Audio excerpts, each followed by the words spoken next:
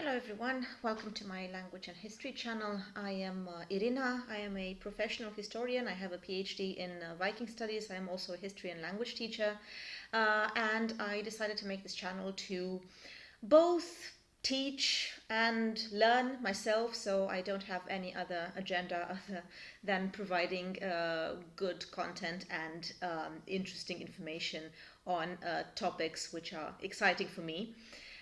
In this video, I intend to comment a little on one aspect of Old Norse religion that I find really worth discussing, which is magic or sorcery. I am going to continue talking on this topic in other videos because it's very large and broad and I cannot cover everything in only one video.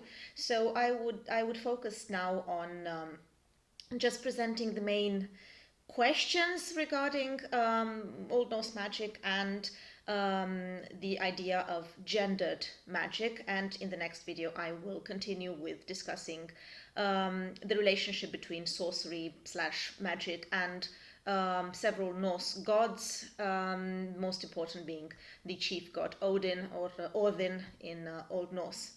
So the age I will be referring to here is the Viking Age, so roughly between the 8th and 11th century. However, the sources that I'm going to be referring to in this comment on Norse religion are later sources. They are Icelandic sagas written in the 12th, 13th, 14th century, so all these sources need to be taken with a pinch of salt. They, however, cannot be neglected or completely taken off the table, because they do provide some hints about some stuff that might have been going on several centuries before. So first of all, let's clarify a little bit this concept of magic. Now, when we discuss about magic, we tend to refer to it as some kind of parallel belief, so something that doesn't have to do with formal religion. And we're also very influenced by popular culture, for example, and we tend to regard it in terms of, for example, black magic, white magic, necromancy, or fortune telling, and so on. Either way, it's not really connected to religion, we can say. Well, with older societies, not only with Vikings, but also with other civilizations, this wasn't really a parallel belief. It was, I think, deeply intertwined with all aspects of ritual, myth, religion. So our idea about magic is not necessarily compatible to how Vikings thought about it. Side note here, I use Viking as the general term to describe this age. However, the term itself was a reference to a profession. So Vikinger was a profession. Dra i Viking was to go on a Viking trip, so to raid. But the term, with the passage of time, got to be associated with a whole age. Okay, so as I said, some aspects of sorcery, they were interlaced with aspects related to cult. If you want a very general and broad definition of magic, I would say that it is a series of mentalities and practices with which the mechanisms of supernatural powers were set into motions.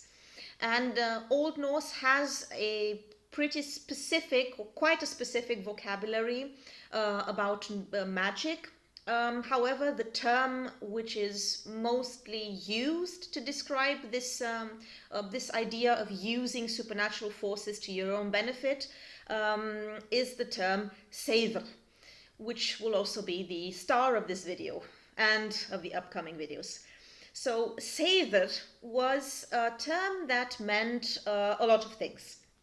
So seiðr rituals were for divination, fortune telling, for example. They were also for healing the sick, for seeking out secrets, something hidden. It was also used to inflict a curse upon someone, so to induce an illness, to injure someone on the battlefield, for example, to control the weather, to raise the dead even. So it was really something very, very, very broad, I can say.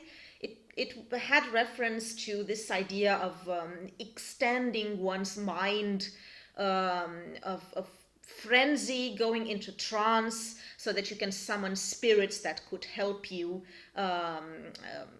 with gaining something, with the getting to your purpose, fulfilling your purpose. All right, this type of magic was also gendered, in the sense that both men and women could practice it. If you were a man practicing it, you would be called seiðmaðr. If you were a woman practicing it, you would be called seiðkona, or also seiðkona. So this is more like a seeress, like a prophetess, so somebody seeing in the future.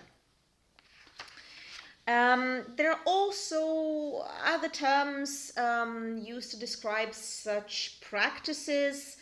We have, for example, the term gandr. This was, however, rather in reference with some kind of powerful energy, sorceress power related to the primordial energies from the beginning of time. I will not go into that. Like I said, I will try to stay focused on this idea of seiðr.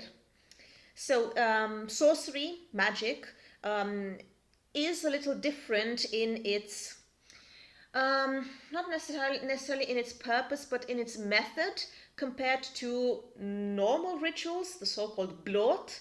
So where you were offering something to a god in order to obtain something.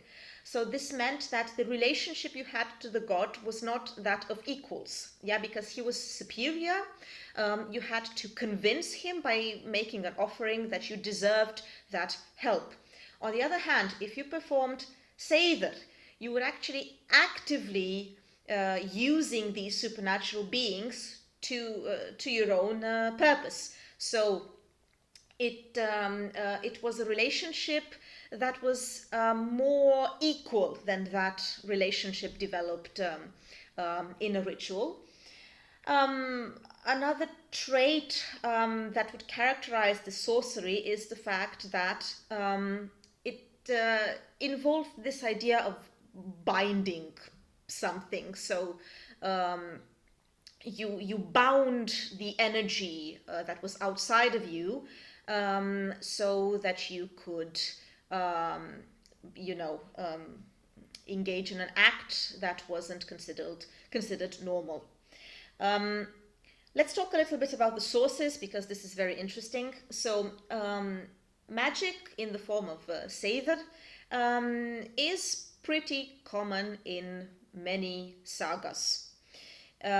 So by the late 13th and 14th century, when many of the sagas of the Icelanders and the heroic sagas were composed, seiðr magic was incorporated into this general stock of magical phenomena, and often it was interpreted as merely a medieval motif that authors used in their sagas. However, we must also take into account, like I said at the beginning of the video, the fact that at least some bits and pieces, some details of the previous Viking Age reality would have been remembered in these sagas, despite the sometimes very large temporal distance between these sources. So seiðr meant magic both with negative and positive effects, and it didn't have only that negative connotation that witchcraft had in the Middle Ages and still has somehow nowadays. The negative connotation was related to the fact that for a man it was considered shameful to perform, although it was actually worthwhile, because through this type of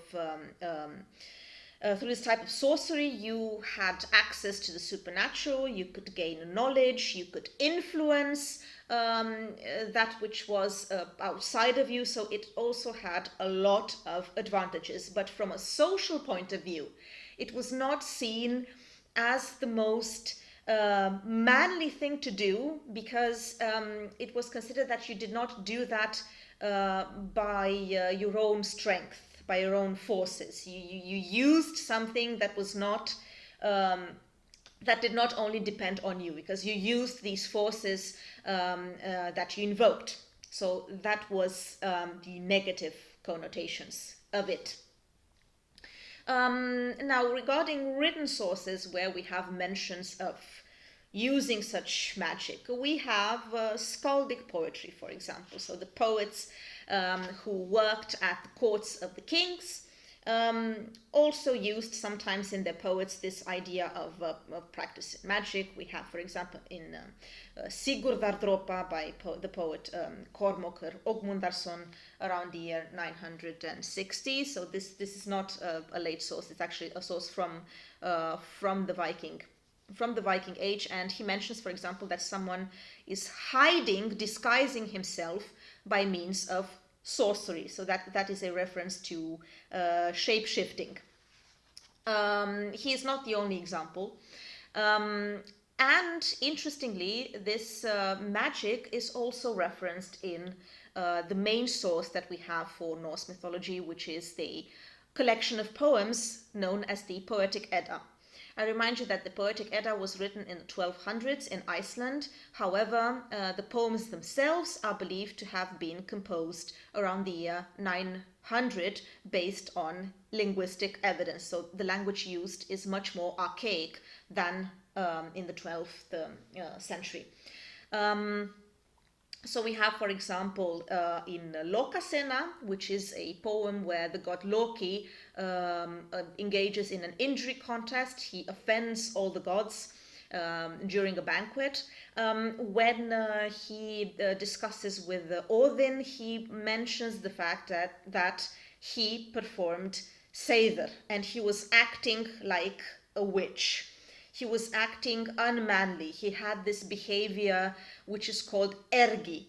Ergi means unmanliness, homosexual behavior, sexual passivity. So an arger man was a man who also, among other things, could practice magic. So it was considered quite a serious offense to be regarded as unmanly. There are also references in the first poem, in the first poem of the collection, in the Völuspor, which is the prophecy of the seeress. So in this poem, Odin wakes up a völva. Völva is a term for seeress, for prophetess.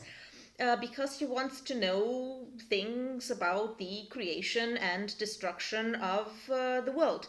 And he pays her, he gives her a ring, and then he listens to her prophecy. So we have references in the Eddas as well. Other references include a work of the Icelandic scholar Snorri Sturluson in the 13th century, a work called The Orb of the World, or Heimskringla. He tries to reconstruct more or less mythical history of the Norwegian kings. And in Ynglinga Saga, the saga of the Ynglings, he tries to euhemerize the gods, so to make them look as if they were human beings. And he talks about Odin again, and he mentions some very important characteristics that Odin achieves by using sorcery. To quote just a few, he can change shape, he can extinguish fires, he can control the weather, he can control those who are fighting, he can raise the dead and control the dead.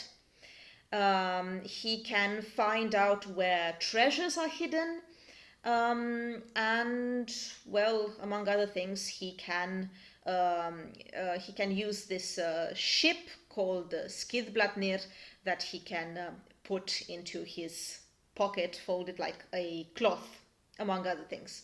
So there are many advantages, like I said, coming with the use of this type of magic. There is another term used for it. It's fjolkyngi, which is very interesting because fjolkyngi, in translation, it would actually be well-knowing, so gaining knowledge of something by use of magic knowledge, you know. But at the end of the fragment where Odin is described, the author says that this, however, can only be obtained with this price of being considered unmanly. So, like I said, it's usually women who perform it, because for women it is not that socially unacceptable to do it. On the contrary. And speaking of women, Snorri tells us in the same source that besides Odin, who clearly has these very strong magical connotations, it was actually the goddess Freyja who brought sorcery, who brought seiðr into the world, and who taught its secrets to the gods, to the other gods, and to other beings. There is also a mention of a mysterious deity in the Völuspá, so in the prophecy of the seeress from the beginning of the Poetic Edda. She's called seiðr. It's not very clear if she was the same as Freyja or not. But speaking of Freyja was from the godly clan of the Vanir. The Vanir was a secondary family of gods in Norse mythology, and these gods were more likely associated with fertility, agriculture, prosperity, sexuality. So this means that with regard to this type of gods, the taboo was not as developed as with the other family of gods, the Aesir, from which Odin also is part. Okay, and we do have a very interesting and detailed fragment that describes, let's call her a witch, or a seeress, or a fortune teller. A fragment from one of the sagas of the Icelanders, or the so-called family saga. Again, I repeat, these sources should be used with great caution whenever we attempt to reconstruct genuine Viking Age practices from these sources written down, because the saga of Erik the Red, for example, Eiríks saga rauða, from where this fragment is, that I'm going to read to you right now, this is probably from the 13th century. So we can tackle the source and we can assume that at least some elements in it would have made sense in the Viking Age as well. So they don't sound that unrealistic.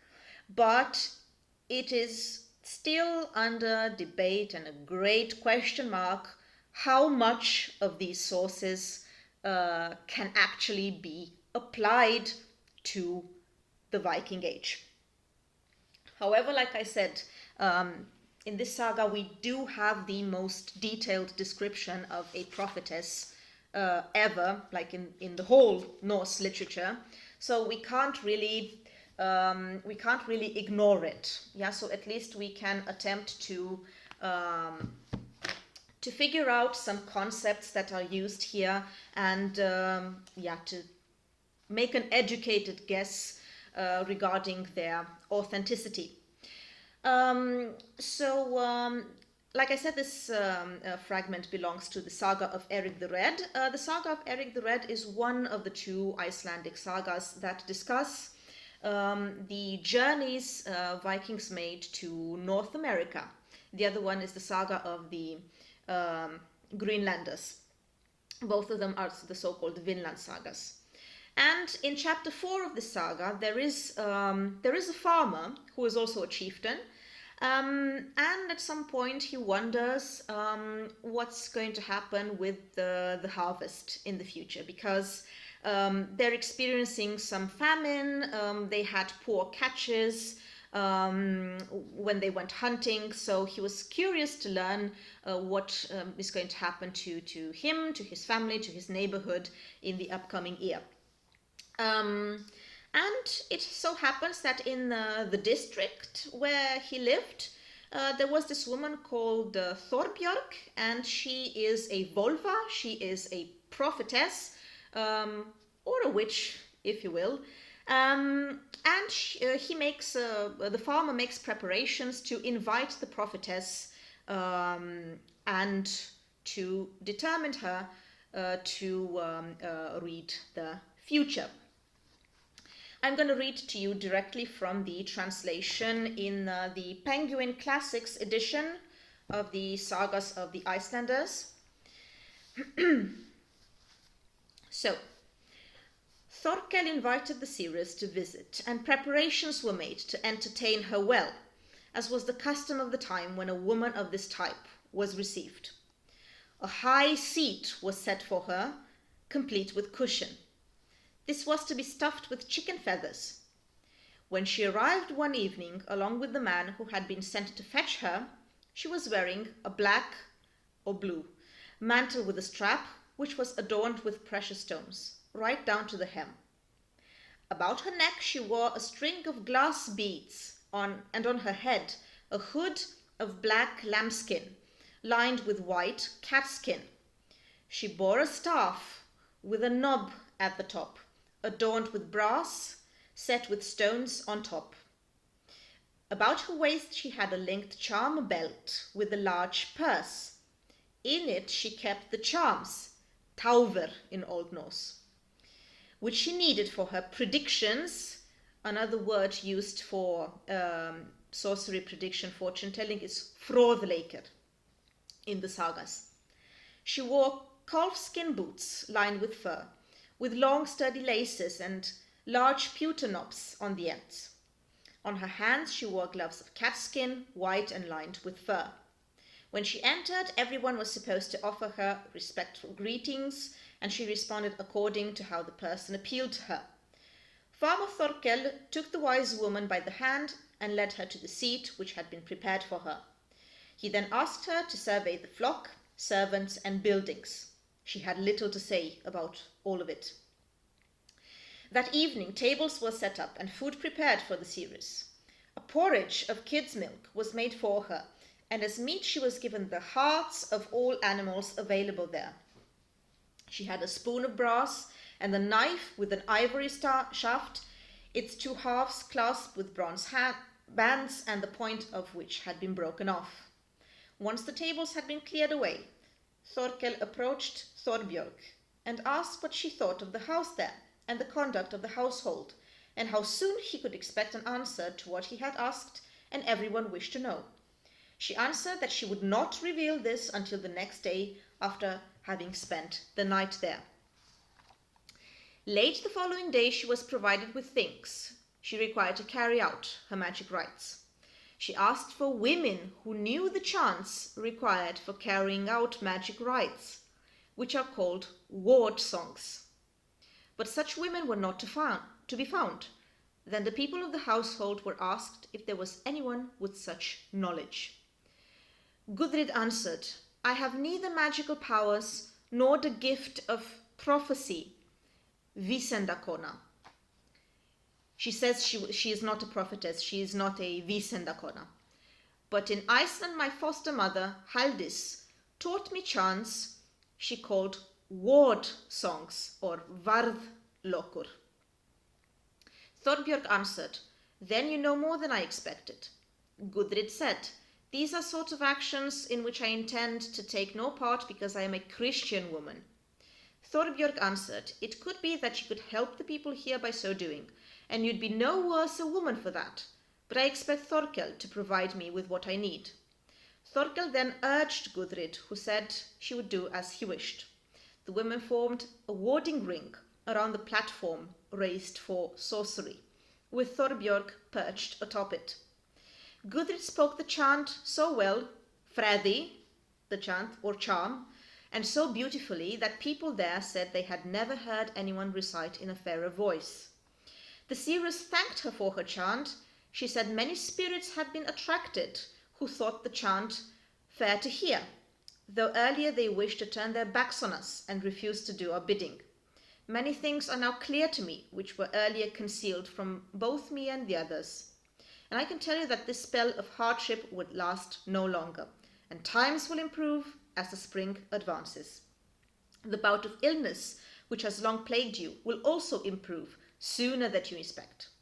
And you, Gudrid, I would reward you on the spot for the help you have received, since your fate is now very clear to me. You will make the most honorable of matches here in Greenland, though you won't be putting down roots here, as your path leads to Iceland, and from you will be descended a long and worthy line. So there are many interesting elements in this description, elements regarding the fact that the farmer has this initiative to look up a prophetess to help him, to give him a fortune telling. The preparations that are made, they are really important. The high seat is an important element, and we have references to it in other sources as well. Even Odin has a high seat. The clothing, again, is very important. All these details with what she's wearing, the skins and the mantle and the precious stones and the beads and so on, the charm belt. Then the fact that she's also given a special diet, with the parts of all these animals. Then the ritual concerning the fact that she has to spend a night there. She has to spend a night there so that she could gain a little bit the feeling of what is going on. And perhaps more importantly, the fact that in order to enter this trance, she needs chants. She needs someone to recite chants. And another interesting aspect in this fragment is the connection or the intertwining between pagan and Christian attitudes towards life. Because this girl who succeeds in performing these very important chants and thus helps the prophetess to make this fortune telling, she's a Christian. Nevertheless, she accepts in the end to perform or to help her in this performance. Okay, so like I said, we had a couple of interesting terms here. So besides seiðr, we also have the word fjolkyngi, for example, so skilled in sorcery, but it's also someone who knows a lot by means of magic. We also have these charms or chants which are necessary for the incantation, the fröði or varðlokur, and we also have Gudrid, who acts as a vísindakona, so a woman who knows a lot, or in other words, a witch. What should we make of this source? Well, there is no good answer for this. I can tell you, however, that the fact that such such references, similar references, I repeat, not as detailed as this description, this is the most detailed description, but the fact that we have similar references in other sagas, in Norse Saga, for example, or in Egil Saga, Laxdøla Saga, and many other stories, they hint at the fact that some parts of the rituals might have been actually a reality for the Viking Age itself. We can corroborate it to a certain extent with a few archaeological finds. Among the graves, for example, in Fyrkat in Denmark, we have one which really stands out. It is the grave of a very rich woman who is dressed in really fine clothes in blue, reds, or bright colors, which showed the high status that she had. She was also buried in a horse-drawn carriage. Again, it was a sign of the very high social status. But apart from common objects associated with women, such as spindles or scissors or rings, she also has a couple of objects which are not that common. She has a metal wand, or what appears to be a metal wand. It's not in very good shape. It's partially disintegrated, but it was an iron stick, some kind of iron stick. She also has seeds of henbane in her grave. So henbane seeds, if you burnt them, they had pretty strong hallucinogenic effects. So it's not wrong to assume that maybe these seeds, which are not really that common in graves, were used to induce this trance that was described in the saga as well. She also has mammal bones, owl pellets. She also has an amulet in the shape of a chair, speaking of the high chair in the saga. And in either the belt or a pocket, she has some white lead, which is a substance that was used for creams, ointments, for example.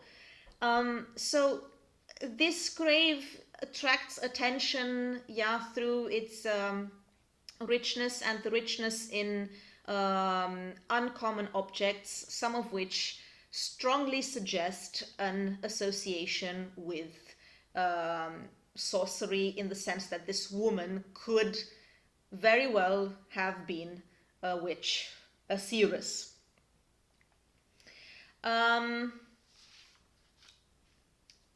What else can I say? I can also say that, but this is, again, we must take it with a pinch of salt.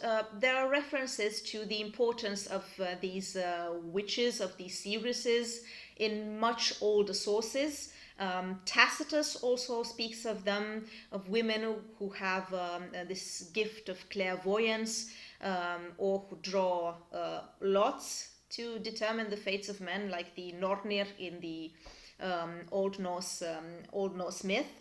So I believe that if we look at all these details, despite the fact that they're not that close from a temporal point of view, we can assume that women, that sorceresses, did play an important part in society, and that some elements were specific for their sorcery rituals, such as these magic chants, the preparation, this idea of going into a trance to be able to utter the prophecy, and so on.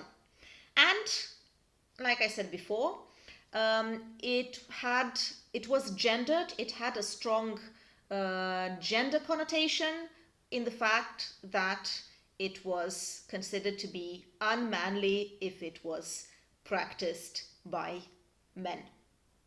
So I hope this gave you at least a little bit of an idea about magic and the practice of magic, the potential practice of magic in the Viking Age. And my next video on the topic will actually be on Odin and his association with magic, because it's a very rich topic to explore as well.